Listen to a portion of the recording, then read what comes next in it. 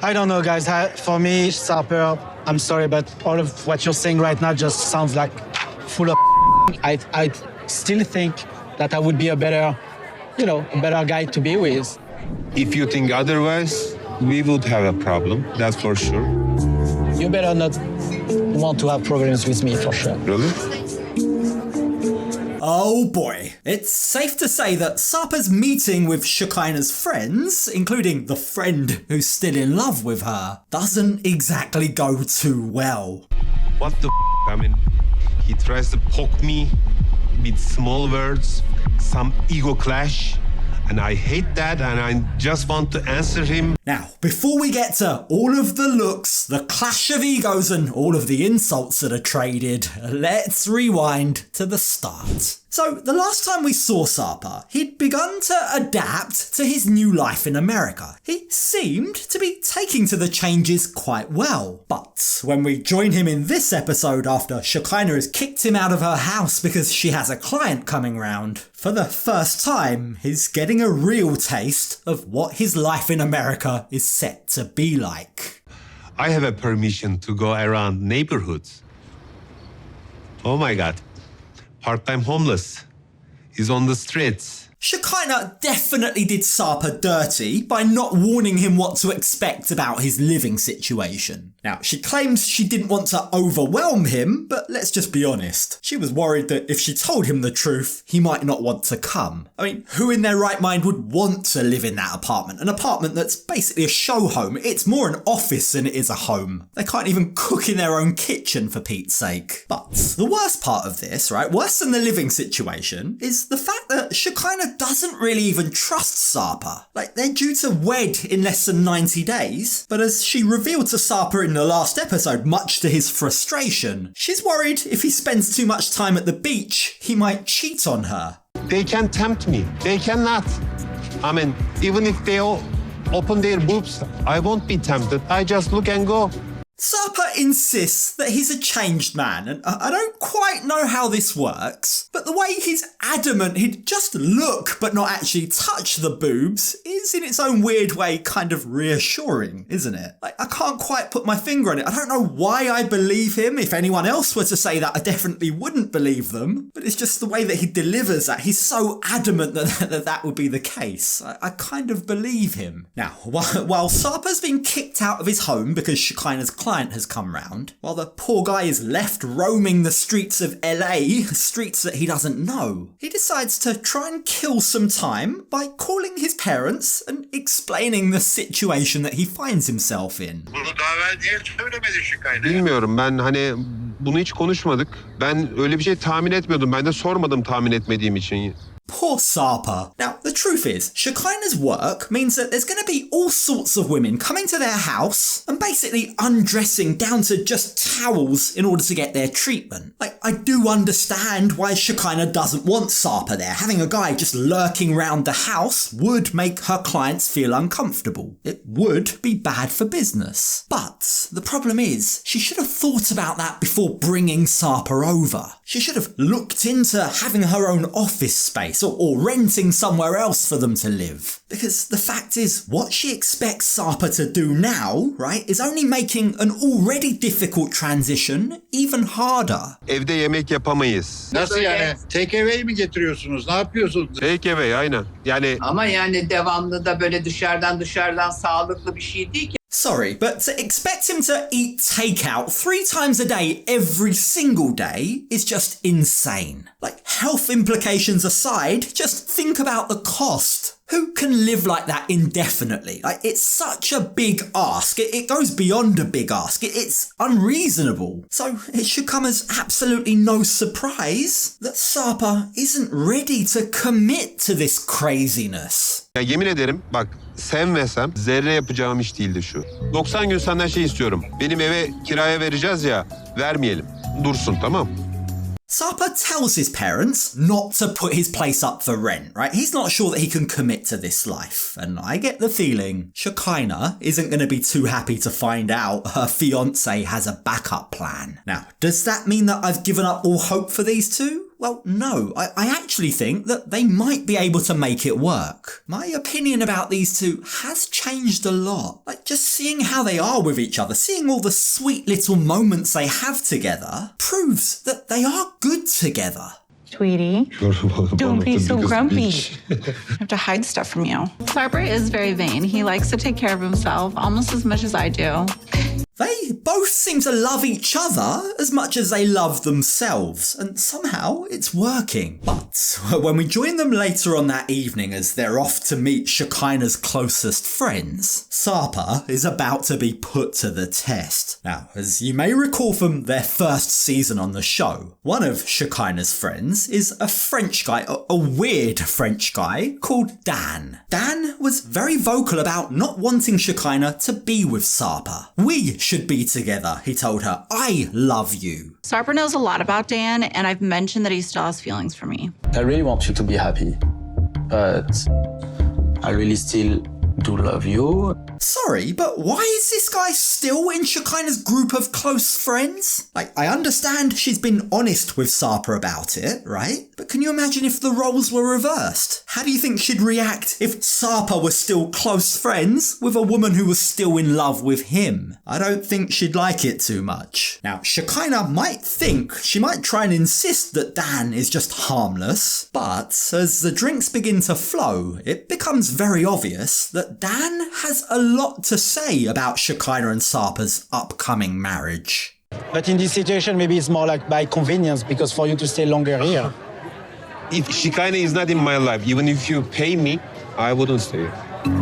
Now, understandably, Dan just outright saying Sarper isn't to be trusted, it's all a little bit too convenient. He may only be engaged to Shekinah in order to get himself to the States, doesn't exactly sit too well with Sarper. Remember, Sarper didn't even want to leave Turkey in the first place. The inference is insulting to him. Sarper already didn't like this guy coming into the meeting, like he already had reason to distrust him, but now that's really escalated. In fact, Sarper is convinced this is now personal. He was just trying to step on me.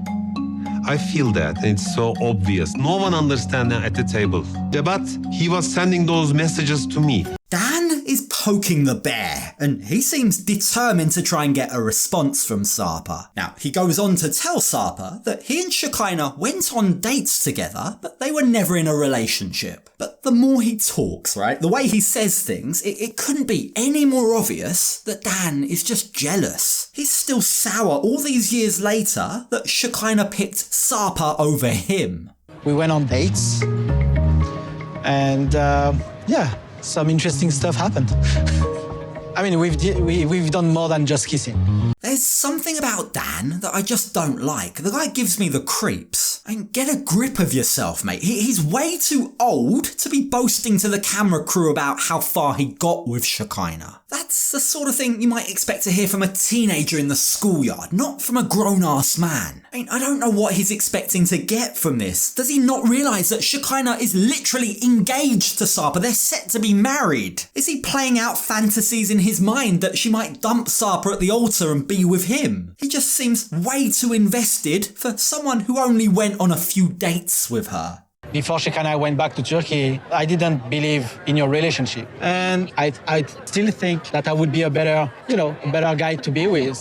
What the Dan's goal here is just so obvious, you can read him like a book. He's trying to provoke Sarper so that then when he gets a reaction, he can turn to the rest of the group and say, look, Sarper's a bad guy. So knowing this, seeing what the end goal is here, Sarper really needs to stay calm. He can't play into this guy's hands. He needs to not lose his cool. Now, the interesting thing is, both Shekinah and the rest of the group all seem to scoff and immediately laugh at Dan's embarrassing behaviour. But as for Sarper, well, he proves just how LA he can be. You see, rather than rising to Dan's bait, instead, Sarper uses words. He uses underhand comments to totally destroy Dan.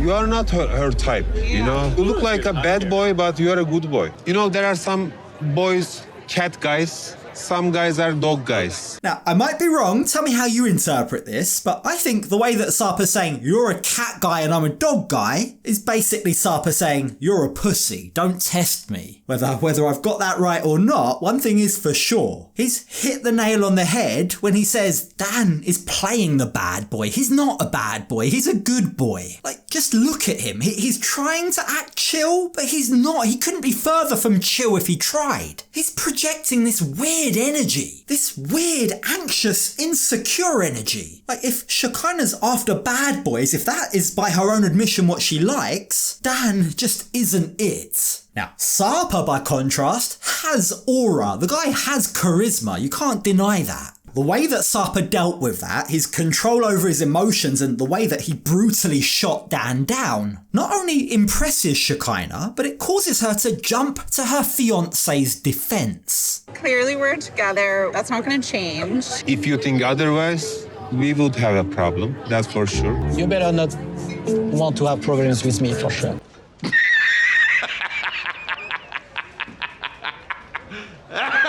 Dan couldn't even deliver the threat with confidence. Listen to him stutter. I mean, it's laughable. The threat is as feeble as the man. Just look at the difference in the two of them. I know who my money would be on if these two ever got in a fight. Now, this does raise the question. If this is who Shekinah considers her closest friends, I'd hate to see her enemies. But if there's one thing that Dan hasn't counted on, it's that Sarper and Shekinah have grown a lot together. Sarper's a very different man today than he was. In fact, Dan should be thanking his lucky stars that he didn't meet the old Sarper.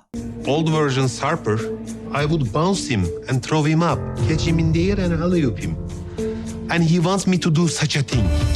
I'd pay good money to see that. Now, perhaps fearing for his safety or maybe in a bid to try and backtrack, Dan tries to be a bit more genuine for a moment. He explains that he just wants to see Shekinah happy. He's worried, he says, that Sarper may just be collecting her as if she's a Barbie doll in order to parade her around or put her in a display cabinet. She's not a thing. You know, she's your girlfriend. She might become your wife. She's your fiancée. Yes? I just want you to really, take care of her. Funny, Dan says that she's not a thing, but then lists out titles that revolve around the man. Shekinah's a girlfriend, a fiancée, a potential wife. But what about just Shekinah? She's her own individual person. At this point, Dan just needs to butt out and shut up. But for some reason, and we all know what that reason is, his ongoing feelings for Shekinah, he feels like it's his duty to stand up to Sarper. I don't know if you have feelings to her, by the way. That's my own problem, but I don't want you to break her If heart. it's your problem, it becomes my problem No. too, yeah. Dan, brother, your feelings are a problem and you're making them the problem. This entire night has been proof of that. But Dan is oblivious. He denies that he's any part of this problem. But it's this blind, annoying insistence that his feelings for Shekinah aren't an issue that's now crossed the line for Sarper. And he's non-stop talking. That French baguette, the little French baguette, non-stop talking. There is no love. There is only proof of love.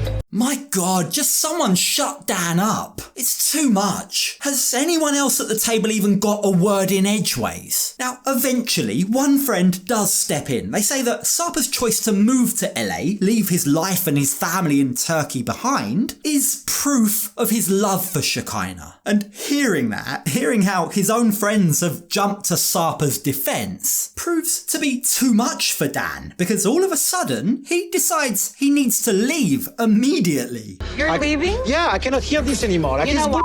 Because Come on. you're jealous. No, You're I'm not jealous, but No, seriously, it's I'm not. done with that. You don't deserve that. I'm sorry. What is that? I'm done. Well, that came out of nowhere. I can't tell if Dan is just being an overly dramatic, emotional Frenchman, or whether his feelings for Shekinah are actually that deep, whether they really are making him this jealous. But regardless, the way that Dan acted, the way that he then dramatically storms out of the bar, have left both Shekinah and her friends absolutely horrified. I think Sarper is not real, and that's my gut instinct. I just want Shekinah to be happy in what she does and in her relationship.